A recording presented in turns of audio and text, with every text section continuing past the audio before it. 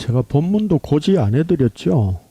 예, 그래서 미리 못 오셨으리라 생각되는데, 요한복음 9장 1절에서 12절 보겠습니다.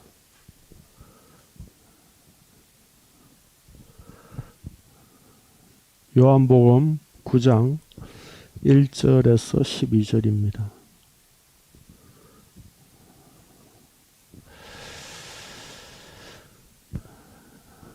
찾으셨죠? 네, 같이 읽겠습니다. 예수께서 길을 가실 때에 날 때부터 맹인된 사람을 보신지라. 제자들이 물어 이르되 랍비여, 이 사람이 맹인으로 난 것이 누구의 죄로 인함이니이까? 자기니이까 그의 부모니이까? 예수께서 대답하시되 이 사람이나 그 부모의 죄로 인한 것이 아니라 그에게서 하나님이 하시는 일을 나타내고자 하심이라. 때가 아직 낮음에 나를 보내신 이의 우리 하리야 하리니 밤이 오리니 그때는 아무도 일할 수 없느니라. 내가 세상에 있는 동안에는 세상의 빛이로라. 이 말씀을 하시고 땅에 침을 뱉어 진흙을 이겨 그의 눈에 바르시고 이르시되 실로암 못에 가서 씻으라 하시니, 실로암은 번역하면 보냄을 받았다는 뜻이라. 이에 가서 씻고 밝은 눈으로 왔더라. 이웃 사람들과 전에 그가 그린인 것을 보았던 사람들이 이르되 이는 앉아서 국을 하던 자가 아니냐.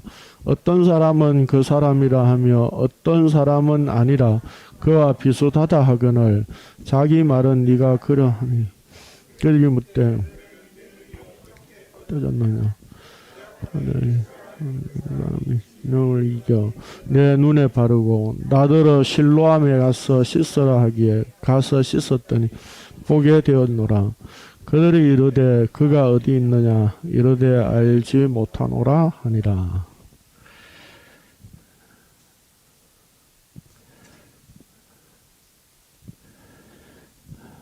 오늘 본문은 우리가 또 잘 아는 말씀이죠. 예. 나면서 맹인된 사람을 예수님께서 고치신 이적입니다. 요한복음에만 나옵니다. 예수님께서 많은 이적들을 행하셨는데 그 중에서 특이하게 행하신 이적들이 들어있죠. 그렇죠? 예수님께서 침을 뱉어서 고치신 이적이 몇 가지 있죠. 기억 안 나십니까? 예. 마가복음 7장에 보면 기먹고 말 덧없는 사람을 고치실 때에 손가락을 양 귀에 넣고 침을 뱉어서 그의 혀에 손을 대시며 안수하셔서 고치신 이적이 있습니다. 그리고 마가복음 8장에 보면 또 베세다의 맹인을 고치실 때에 눈에 침을 뱉어 안수하셔서 고치셨습니다. 그리고 오늘 요한복음 9장에는 침을 뱉어서 진흙을 이겨서 눈에 발라서 실로암에 가서 씻으라 한 내용입니다. 왜 이렇게 하셨을까요? 그냥 말씀만 하셔도 되잖아요. 그렇죠? 왜 굳이 침을 가로 열고 더럽게 예, 침을 뱉어서 진흙을 발랐어. 그리고 이 맹인은 예수님께 고쳐달라고 한 적도 없습니다. 그렇죠? 제자들이 시비를 걸었어요. 예수님, 이 맹인은 자기 죄 때문입니까? 부모 죄 때문입니까? 괜히 맹인 한 사람 두고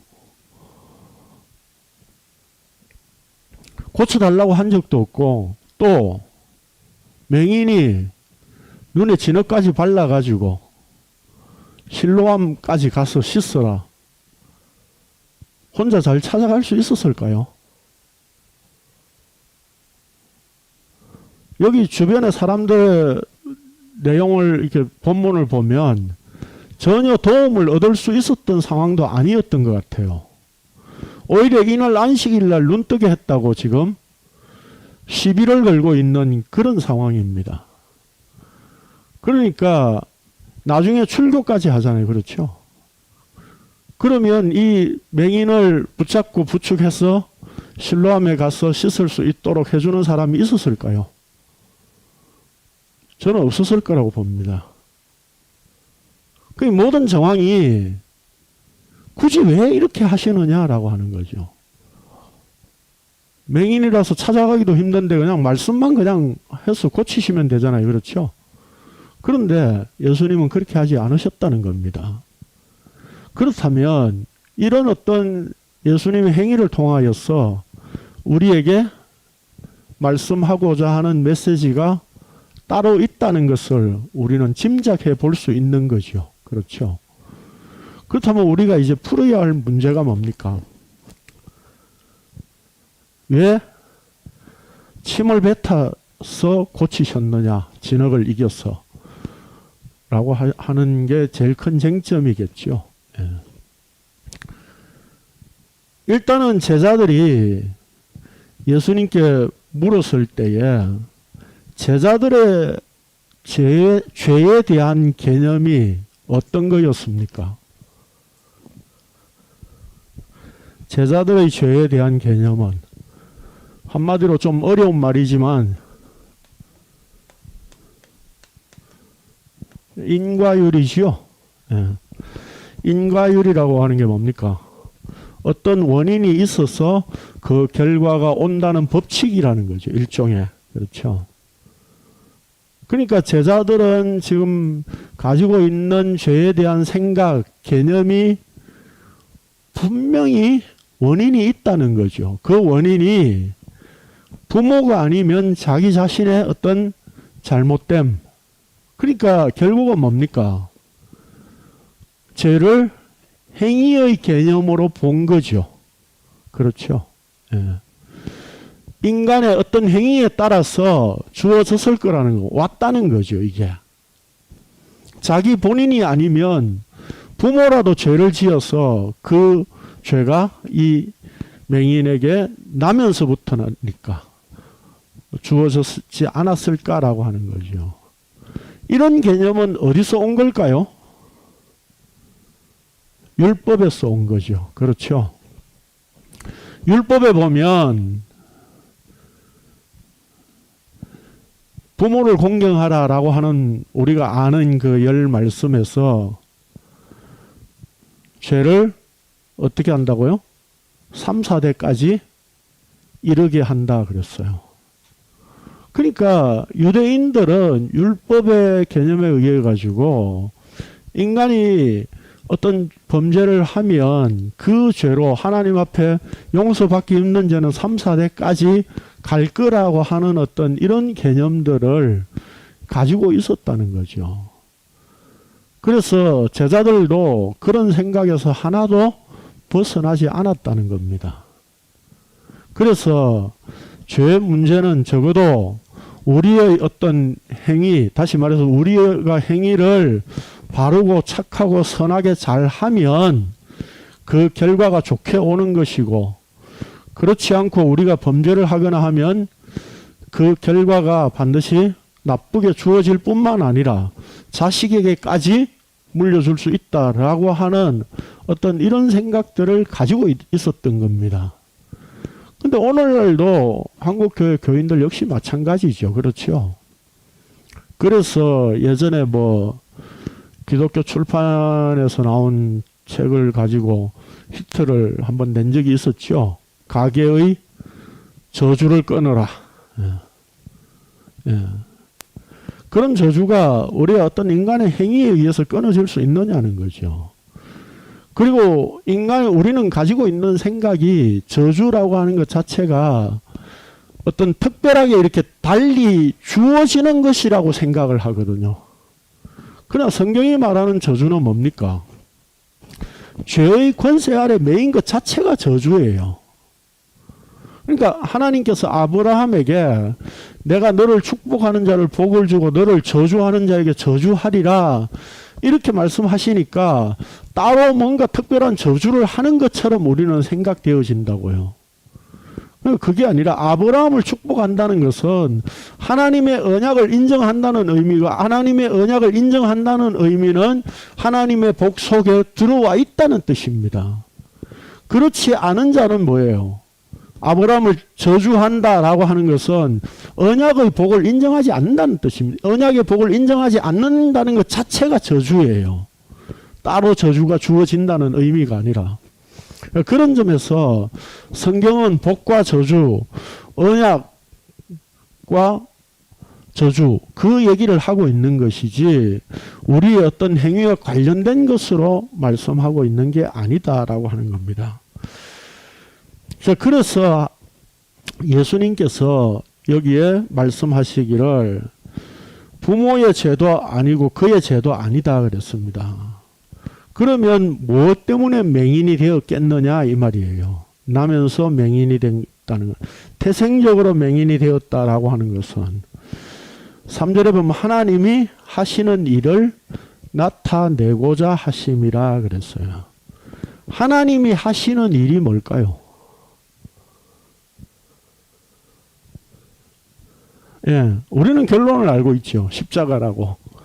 하나님이 예수 그리스도로 이 땅에 오셔서 가장 본질적인 목적을 행하신 최종적인 목적이 십자가였습니다. 그런 점에서 하나님이 하시는 일이라고 하는 것은 십자가를 나타내시는 거다라고 하는 거죠. 그래서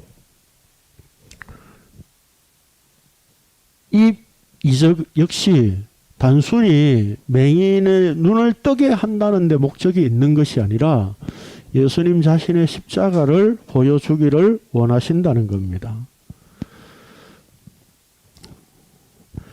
성경을 우리가 한번 찾아보겠습니다. 출애굽기 4장 11절.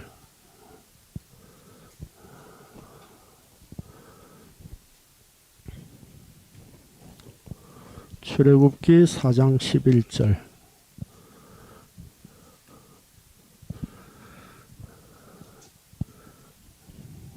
네, 읽겠습니다. 시작. 여호와께서 그에게 이르시되 누가 사람의 입을 지었느냐? 누가 말 못하는 자나 못 듣는 자나 눈 밝은 자나 맹인이 되게 하였느냐? 나 여호와가 아니냐? 그러니까 이 맹인도 결국 하나님이 맹인이 되게 하신 거죠. 그리고 예수님이 지나가실 때에 그 자리에 위치하도록 배치를 하신 겁니다. 그렇게 배치를 하니까 제자들은 뭐예요? 자기들의 죄에 대한 개념, 죄에 대한 잘못된 생각들이 폭로되어지죠. 그렇죠? 우리도 죄에 대한 개념이 이 제자들과 하나도 다를 바 없잖아요. 그렇죠? 그런 점에서 하나님께서 이 맹인을 거기에 두셨던 거고 그를 통해서 예수님의 십자가를 드러내고자 하시는 거다 이 말입니다. 그래서 여기 예수님께서 4절 5절에 보니까 때가 아직 낮임에 나를 보내신 이의 일을 우리가 하여야 하리라. 밤이 오리니 그때는 아무도 일할 수 없느니라. 내가 세상에 있는 동안에는 세상에 빛이로라 그랬죠. 우리가 창세기를 이미 했기 때문에 창세기 1장 3절에서 5절에 보면 하나님 빛을 지으시고 빛을 뭐라고요? 낮이라 부르시고 어두움을 밤이라 부르셨어요.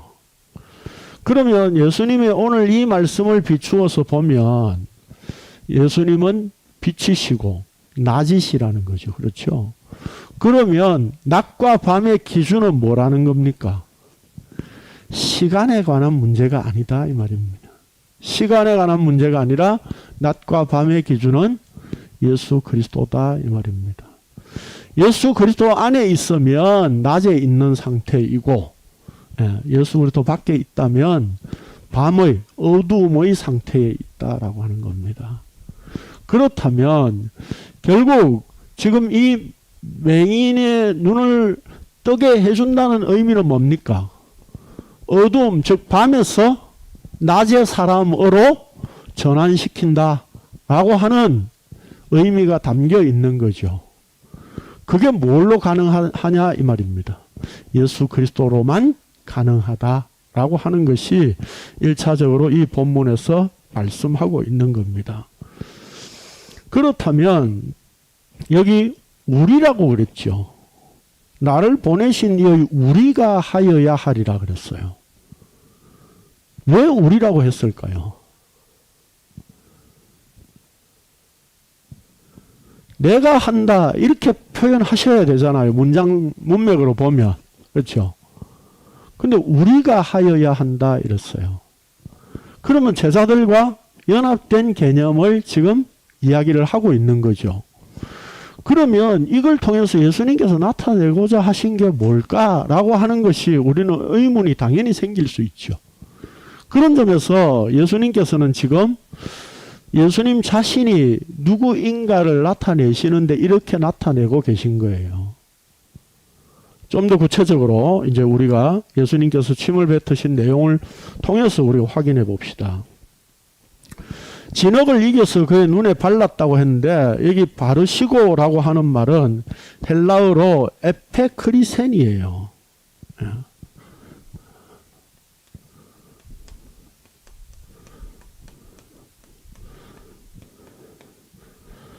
에페크리센 이 말은 그 에페크리오라고 하는 말이 원형이에요. 에페크리오. 에페와 크리오가 합성된 단어예요. 이건 위에 위에라고 하는 말이고 크리오라고 하는 말은 기름을 붓다. 기름을 바르다. 이런 뜻입니다. 예수님께서 진흙을 발랐지만 성경은 뭐라고 이야기를 합니까? 그에게 기름을 부었다. 기름을 발랐다. 이렇게 표현하고 있는 거예요. 그러면 그 의미가 이제 뭘까라고 하는 거죠.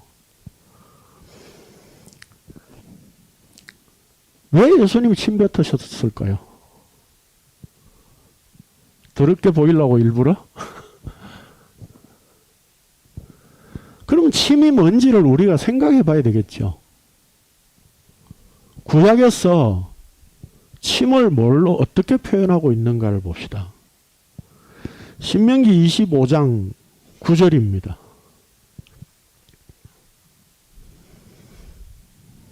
신명기 25장 9절.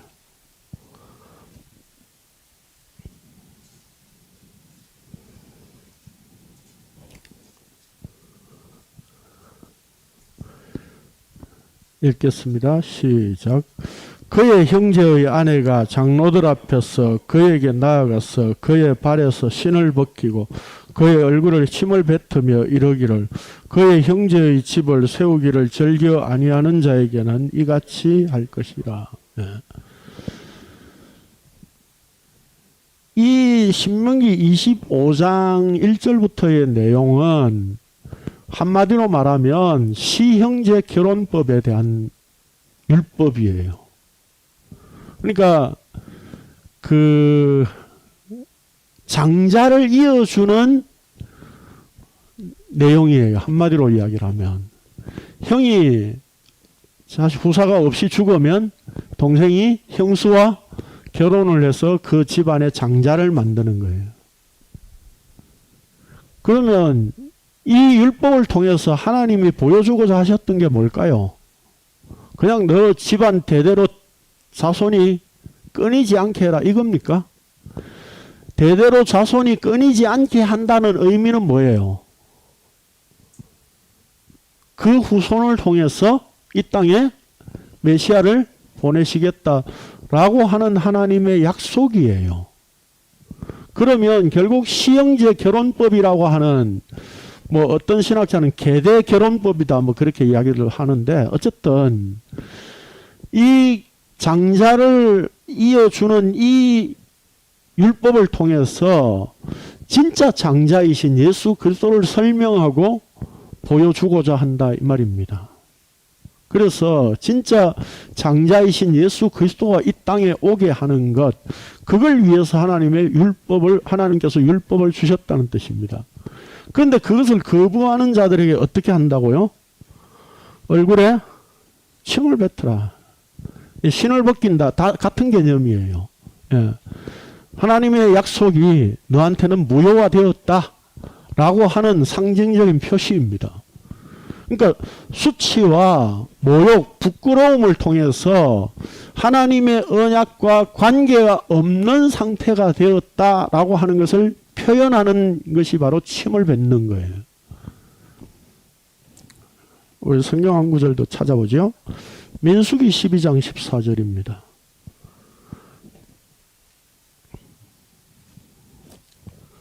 민수기 12장 14절.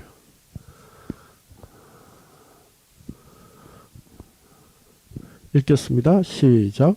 여호와께서 모세에게 이르시되 그의 아버지가 그의 얼굴에 침을 뱉었을지라도 그가 이레 동안 부끄러워하지 않겠느냐.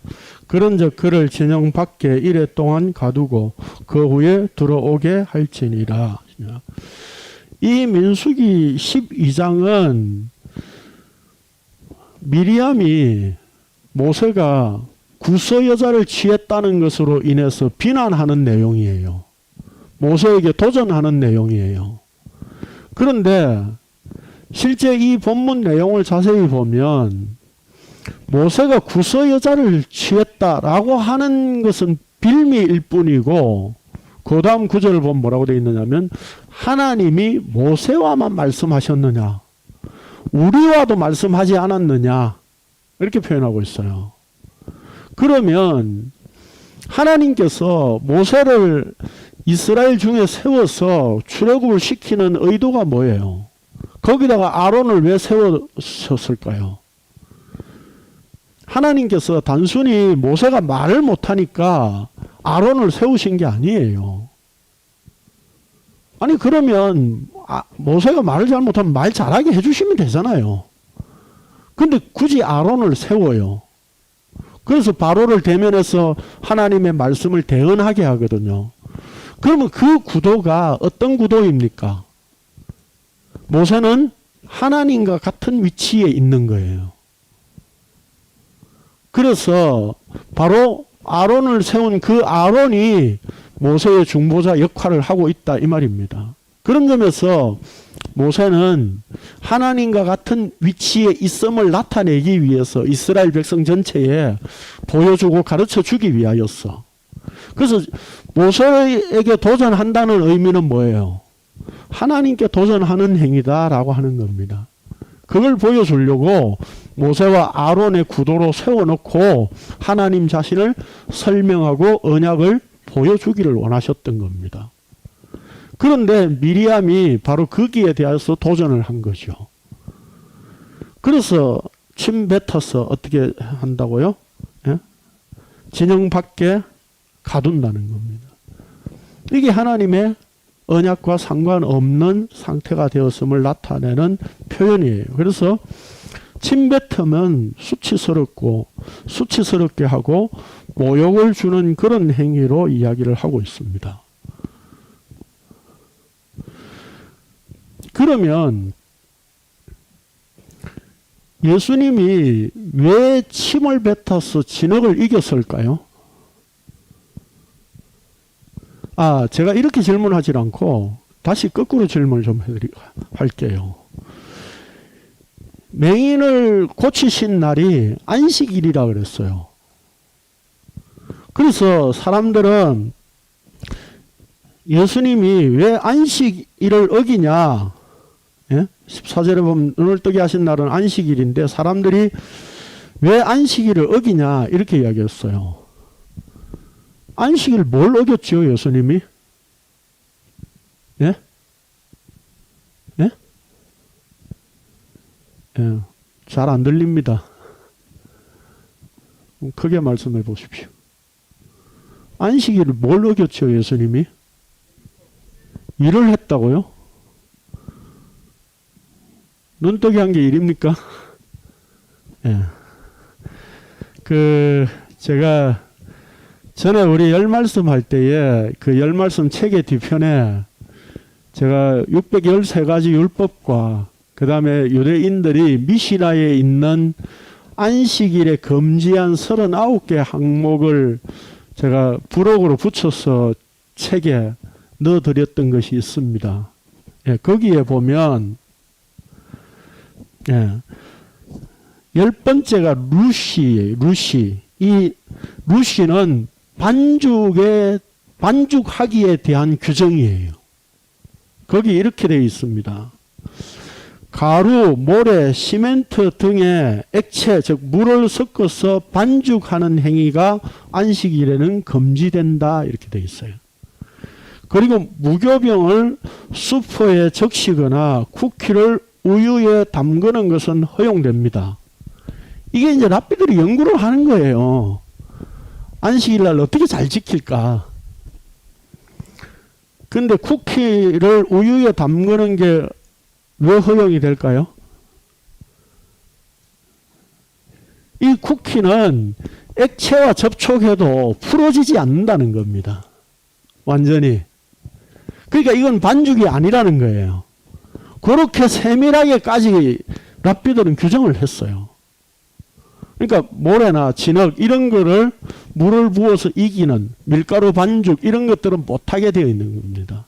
그러니까 안식일에 음식을 기본적으로는 할 수 있지만 이런 어떤 규정으로 인해 가지고 어떤 것은 할 수 있고 어떤 것은 할 수 없고를 철저히 규정했던 겁니다. 예수님이 이 규정을 어기신 거예요. 진흙에 침을 뱉어서 진흙을 반죽을 하신 거예요. 그러면 예수님 평소에 말씀으로만 하셔도 되었었습니다. 그렇죠? 그런데 왜 침을 뱉어서 진흙을 이기셨을까요? 바로 안식일이었기 때문에 의도적으로 예수님 지금 의도적으로 그렇게 하신 거예요. 그러면 결국 침을 뱉어서 진흙을 이겨서 안식일날 너희들은 이런 거 반죽하지 말라고 나한테 시비를 걸 거지 라고 하는 것을 미리 아시고 일부러 그렇게 해서 안식일의 규정을 지금 완성하신다는 의미를 나타내고 있는 거예요. 그러면 결국 침뱉음으로 말미암아서 수치와 모욕을 지금 이 맹인이 당한 것처럼 예수님 자신이 그렇게 수치와 모욕을 너희들이 율법 어기는 것으로 나를 규정하니까 내가 그 율법 어겨서 내가 수치와 모욕을 당할 거야 라고 하는 것을 보여주신 거예요. 그래서 그걸 보여주시기 위하여서 진흙을 이겨서 눈에 바르시고 그 다음에 실로암에 가서 씻으라 라고 한 거예요. 실로암은 번역하면 뭐라고요? 보냄을 받았다. 그러면 예수님이 어떤 분이시라고요? 보냄을 받았다라고 하는 것에 우리는 초점을 둘 게 아니라 보냄을 받았다는 것은 무슨 의미예요? 어디에 핵심이 있습니까? 보내신 분에게 핵심이 있습니다. 초점이 있습니다. 왜요? 보냄을 받았다는 것은 사실 그 자체만 가지고는 아무 의미가 없어요. 보내신 분이 계시고 보내신 분이 왜 보냈느냐는 거죠. 그렇죠? 그러면 보내신 분이 어떤 자를 보냈으면 그 보냄을 받은 자는 가만히 있는 게 아니라 보내신 분이 의도하시고 보내신 분이 하셔야 될 일을 하는 것이 보냄을 받은 자의 임무예요. 그렇죠? 그래서 예수님께서 5장에 보면 이렇게 말씀하십니다. 요한복음 5장을 봅니다. 요한복음 5장 19절.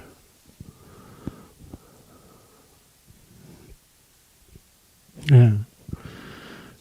같이 읽겠습니다. 시작. 그러므로 예수께서 그들에게 이르시되 내가 진실로 진실로 너희에게 이르노니 아들이 아버지께서 하시는 일을 보지 않고는 아무것도 스스로 할 수 없나니 아버지께서 행하시는 그것을 아들도 그와 같이 행하시느니라. 보냄을 받은 자는 보내시는 분의 일을 한다는 겁니다. 그렇다면 이 유대인들은 지금 예수님을 보고 어떻게 알아먹지를 못하니까 나면서 맹인된 자에게 진흙을 이겨서 침을 뱉어서 진흙을 이겨서 눈에 바르고 실로암에 가서 씻어라 라고 하므로 이분이 예수님이 보냄을 받은 자구나 라고 하는 것을 알아야 되었다 이 말입니다.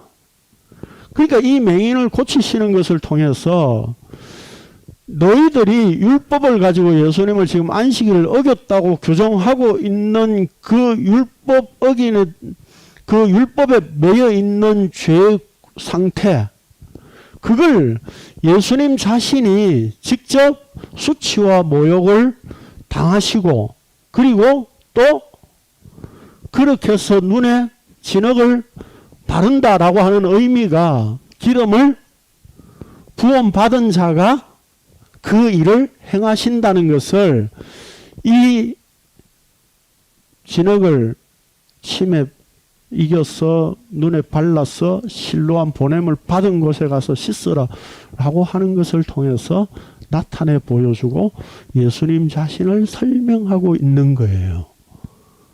놀랍죠? 예. 그러니까 왜 보냄을 받은 실로암에 가서 굳이 또 씻어야 되느냐라고 하는 이것을 통해서 그 맹인과 같은 존재가 그 실로암에 가서 씻는 그게 바로 예수님의 모습이구나 라고 하는 것을 알았어야 되었다 이 말입니다. 이게 구약에서 욥이 이렇게 말씀하고 있습니다. 욥기 17장을 봅니다. 욥기 17장 6절.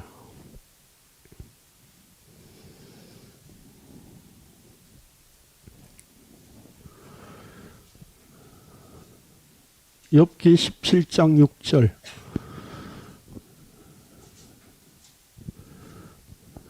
예, 같이 읽겠습니다. 17장 6절입니다. 시작. 하나님이 나를 백성의 속담거리가 되게 하시니 그들이 내 얼굴에 침을 뱉는구나. 그 다음에 30장 9절 10절을 봅시다.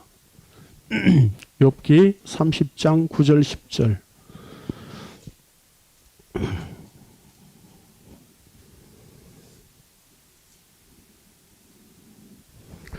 시작. 이제는 그들이 나를 노래로 조롱하며 내가 그들의 놀림거리가 되었으며 그들이 나를 미워하여 멀리하고 서슴지 않고 내 얼굴에 침을 뱉는도다. 이 욥이 당한 내용을 지금 이야기하고 있는 거거든요. 그러면 욥이라고 하는 인물은 욥기를 통해서 보여주는 게 뭘까요? 성경이. 하나님께서 욥에게 의를 주셨습니다. 그렇죠. 욥은 동방의 의인이라 그랬어요. 그가 그냥 착하다 선하다라고 하는 그런 개념이 아니라 하나님의 의가 주어진 존재다 그런 뜻입니다. 그러면 욥이 이런 어떤 친구들의 괴로움, 마귀의 여러 가지 어떤 시험 이런 것 가운데서도 꿋꿋하게 그가 견뎌낼 수 있었던 것은 뭘 보여주는 겁니까? 우리에게. 하나님의 의가 주어지면 그 하나님의 의가 욥을 어떻게 이끌고 있는가를 보여주고 있는 거예요. 그러니까 욥을 통해서 진짜 하나님의 의가 이 세상 속에서 어떻게 드러나고 있느냐라고 하는 거예요. 그러니까 욥이 여러 가지 고난을 견뎠다는 이야기는 욥이 견딘 게 아니라 욥에게 주어진 하나님의 의가 그로 하여금 견디게 만드신 거예요. 그러니까 하나님이 주시는 의는 이런 거다라고 하는 것을 보여주고 있는 거예요. 그러면 이 땅에 하나님의 의가 오면 어떻게 돼요? 그 인간적인 수치, 모욕스러움, 언약에 배반된 이스라엘의 모습, 그것을 다 담은 존재여야 되죠. 예수님께서 그렇게 이 땅에 오셨다는 뜻입니다. 그래서 이사야서에 보면 이렇게 되어 있습니다. 이사야서 50장 6절입니다.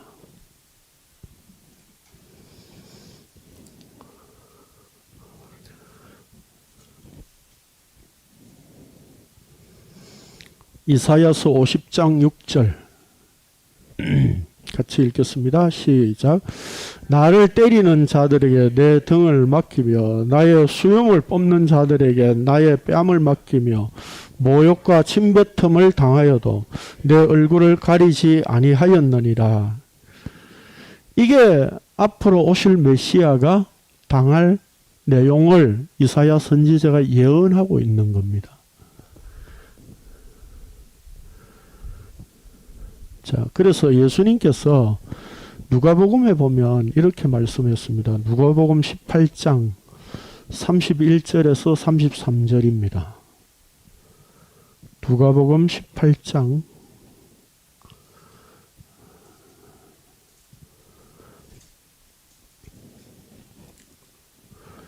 31절에서 33절입니다. 같이 읽겠습니다. 시작. 예수께서 12 제자를 데리시고 이르시되 보라 우리가 예루살렘으로 올라가노니 선지자들을 통하여 기록된 모든 것이 인자에게 응하리라. 인자가 이방인들에게 넘겨져 희롱을 당하고 능욕을 당하고 침뱉음을 당하겠으며 그들은 채찍질하고 그를 죽일 것이나 그는 3일 만에 살아나리라 하시되. 구약에 예언된 침뱉음을 당할 자가 바로 나다 라고 나타내고 있는 거예요. 그러니까 침을 뱉어서 진흙을 이겨서 일부러 진흙을 이긴 것은 그들이 유대인들이 율법으로 예수님을 지금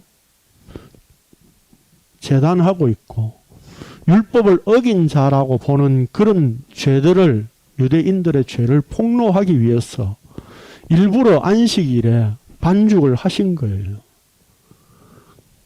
그리고 진흙을 발라서 침을 뱉어서 진흙을 발랐다는 이야기는 바로 기름 부음 받은 자가 그들의 죄로 인해서 율법으로 예수님을 제단하는 그들의 죄로 인해서 친히 수치와 모욕을 당하는 율법 어긴 것에 대한 대가를 예수님 자신이 친히 담당하실 것이다 라고 하는 것을 나타내 보여주는 이적이에요.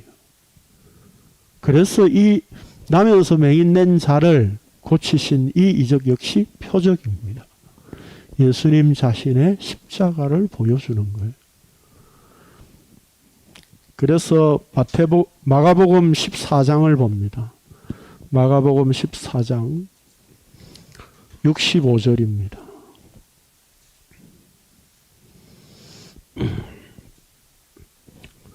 마가복음 14장 65절 같이 읽겠습니다. 시작.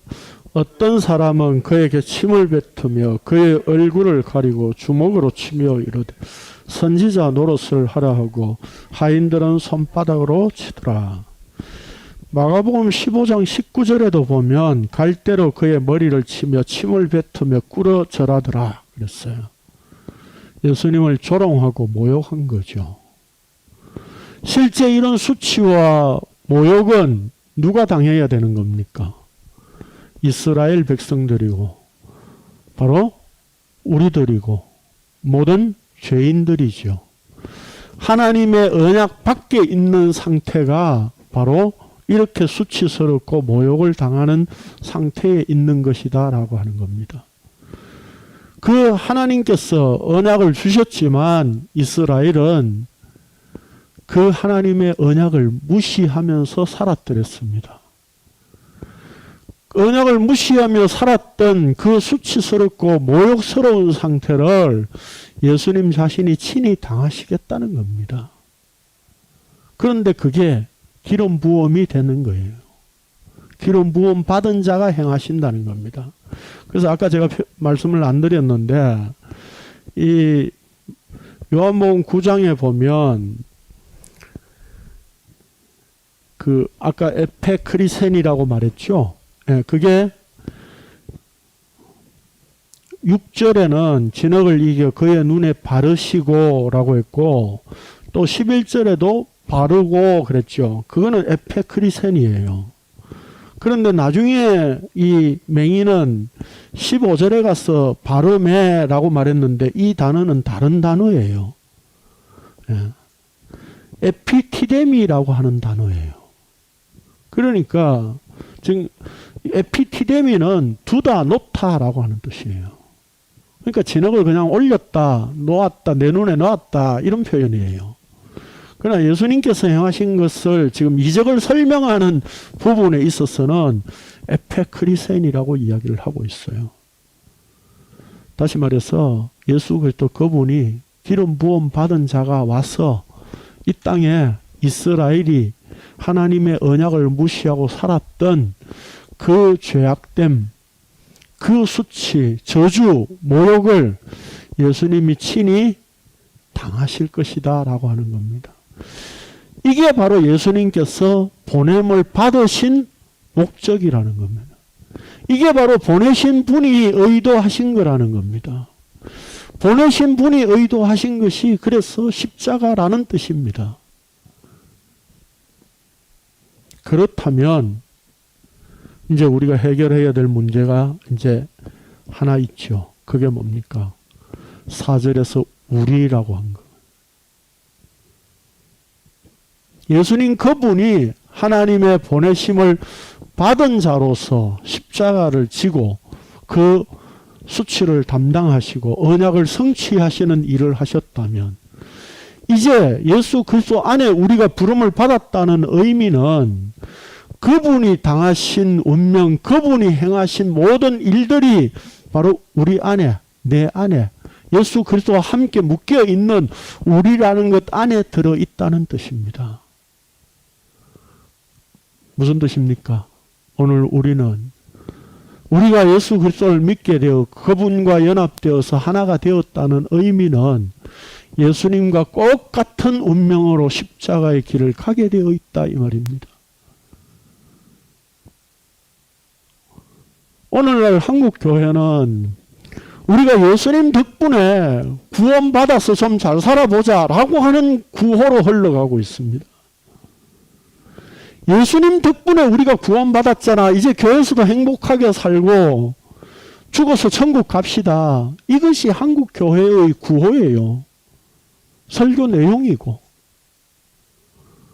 그러나 예수님은 우리와 하나 되었다라고 표현하고 있습니다. 그분이 십자가의 길을 가셨다면 그분과 하나 된 자들은 예수님 덕분에 이제 우리가 행복을 누리는 게 아니라 주님과 동일하게 이 십자가를 가고 있어야 된다는 뜻입니다. 그런 점에서 우리가 예수님의 십자가의 길을 간다는 의미는 예수님께서 남으신 고난을 우리한테 채운다는 의미도 아니고 우리가 고난을 스스로 자초해서 이제 이 십자가의 길을 가자는 뜻도 아닙니다. 십자가의 길을 간다는 것은 자기 부인입니다. 그래서 우리가 예수님과 함께 같은 운명으로 십자가의 길을 간다는 것은 자기를 부인하는 거예요. 그리고 십자가의 주와 함께 날마다 죽는 것이어야 됩니다. 하나님께서 우리에게 생명을 허락하시는 이 일에 나는 아무것도 아닙니다. 내가 할 수 있는 것은 아무것도 없습니다. 라고 하는 이 고백이 날마다 자기 부인으로 나와져야 되고 나는 죽어서 예수 그리스도와 하나 되는 것 외에는 아무 의미가 없습니다. 라고 하는 이 고백이 이 날마다의 자기 죽음이 십자가 안에 날마다 있음을 발견해야 된다는 것이 뜻입니다. 오늘날 기독교는 세상적인 어떤 복과 세상적으로 잘 사는 것이 마치 예수 잘 믿는 것처럼 그렇게 표현되고 있습니다. 그러나 역사적으로 기독교 복음이 가장 유린되고 가장 처참한 모습으로 내팽개쳐진 때가 언제인지 아십니까? 기독교가 국가의 종교로 지정될 때였습니다. 우리도 알잖아요. 우리도. 김영삼 장로가 대통령이 되었다라고 하니까 그 김영삼 뒤에 줄 서서 정치적인 출세를 하려고 하는 사람 전부 다 교회 나갔다니까요. 예? 그래서 이명박 정권 때는 예? 고소영이라고 하는 말까지 나왔잖아요. 다른 건 모르겠고 고소영의 소자가 뭡니까? 소망교회단. 그래서 우리가 그렇게 기독교가 유린되어지고 복음이 훼손되어지는 그게 바로 우리가 복음을 소중히 여기는 그런 마음에서 나오는 겁니다. 복음을 전하시는 분 중에서도 제가 설교를 들었는데 그런 이야기를 하더라고요. 우리가 죄 안 지으려고 노력하는 이것을 하나님은 굉장히 중요하게 여기시고 가상히 여기신대요.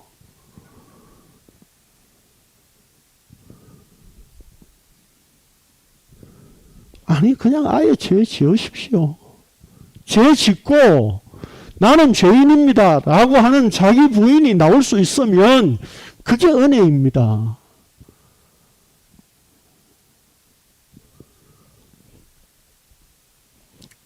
우리가 마치고 청소하는데 청소 안 하고 간혹 이렇게 뭐 바쁘셔서 가시는 분들이 계시면 청소한 사람은 어떻습니까? 뭔가 한 것이 있잖아요. 그렇죠? 예? 아는 사람은 안 했다는 것 때문에 죄인이라고 느껴지는데 그러니까 인간들은 뭡니까? 아까 말씀드렸던 이 인과율에 의해서 우리는 뭔가 하면 한 만큼 자기의를 생각하는 존재일 수밖에 없는 겁니다. 그런 점에서 아예 아무것도 하지 마십시오. 뭘 자꾸 하려고 그래요. 죄 안 지으려고 노력하지 마십시오. 노력하면 노력한 만큼 내가 하나님 앞에 뭔가 했다는 이 자기의를 내세우는 게 우리 인간이라니까요. 그래서 차라리 주님 앞에 섰을 때 주님 나 정말 아무것도 한 거 없습니다. 나 아무것도 할 수 없었습니다. 차라리 그 고백을 할 수 있기를 원합니다. 그게 정말 십자가 은혜에 사로잡힌 자의 모습 아니겠습니까? 우리의 죄가 얼마만큼 끈질긴지 아십니까? 얼마만큼 집요한지 아십니까? 우리의 저 밑바닥 자존심을 누가 건드리면 수많은 날 성화로 쌓아왔던 날들이 하루아침에 무너지는 존재잖아요. 그런데 뭘 얼마나 더 거룩하게 되어집니까? 한순간 터지는데. 그리고 우리 저 밑바닥 그 자존심까지 우리는 안 다치려고 하고 남한테 상함 안 받으려고 그렇게 우리는 노력하는 존재 아닙니까? 그렇죠. 말 안 해도 우리는 그렇게 하는 존재라니까요. 그걸 내가 지켰다고 생각하지 마시고 차라리 꺼내놓으십시오. 꺼내놓고 나 이런 죄인입니다. 그래서 예수님께서 십자가에 홀로 침뱉음을 당하시고 수치와 모욕을 당하셨잖아요. 그게 바로 내 모습입니다. 라고 고백할 수 있어야 할 것입니다. 그 십자가의 은혜가 오늘도 우리를 날마다 이끌고 가달라고 자기 부인과 자기 죽음을 담아놓고 기도할 수 있는 성도가 되시기를 바랍니다. 기도하겠습니다. 거룩하신 주님, 감사를 드립니다. 인간은 어찌하였든지 간에 율법적인 행위로 자기를 가리려고 하고 자기를 치장하고 선한 존재로 내보이고 싶어 하는 자들입니다. 우리의 이러한 죄악 때문에 수치스럽고 모욕스러운 저 밑바닥의 죄의 권세에 매여 있는 모습을 예수님께서 나면서 맹인된 자를 고치시는 이 표적을 통해서 우리의 죄를 폭로하여 주시고 친히 십자가를 지셔서 우리가 당해야 할 모욕과 수치를 당하심으로 하나님의 의를 우리에게 나타내 주시고 언약을 성취하신 예수님 안에만 생명이 있고 답이 있음을 오늘도 우리가 이 말씀을 통해서 또 확인합니다. 예수 그리스도와 더불어 함께 이 보냄을 받은 자의 모습으로 살 수밖에 없는 보내신 분을 소중히 여기고 그분을 우리 안에 날마다 마음에 새기며 살아갈 수 있는 은혜가 있게 하여 주옵소서. 오늘도 이 십자가의 길을 가는 이 속에서 주께서 당하신 일이 어떤 것이며 그것을 우리 안에 은혜로 담아서 주의 길을 갈 수 있도록 만드신 하나님의 한량없는 사랑이 오늘도 우리를 붙잡고 계시고 우리를 덮어 씌워서 이끌어가고 계시는 주님의 일하심 앞에 감히 십자가의 길을 가게 되었다고 고백하고 이 길을 죽을 때까지 한 걸음 한 걸음 갈 수 있는 기쁨으로 감사로 이 길을 갈 수 있는 저희들 되게 하여 주옵소서. 예수님의 이름으로 기도합니다. 아멘.